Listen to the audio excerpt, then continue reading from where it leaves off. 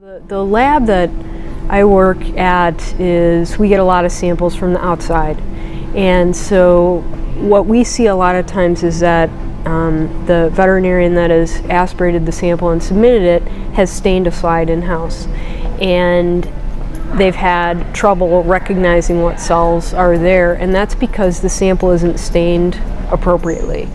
And so if it's understained, a lot of times all the cells will look kind of uniformly pink or really pale, or you won't see the nice contrast between nucleus and cytoplasm, and that makes it really hard to recognize what you're evaluating, and I think that's an important thing to think about.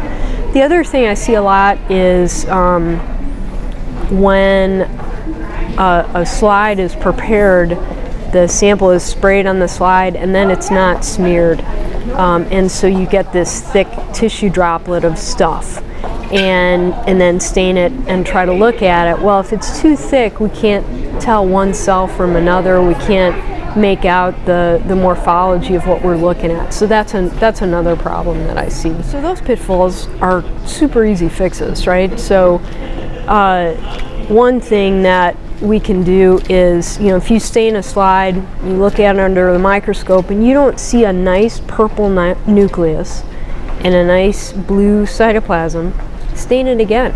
You're not going to hurt anything by staining it over. That's the nice thing about these. DIFQuick is kind of the common stain that's used in-house, and it's super easy just to stain it again. So that's really an easy fix. There are CE events and for cytology, but also for oncology, where people talk about how to aspirate, how to prepare slides, how to make the smears, the pluses and minuses of different smearing and aspiration techniques.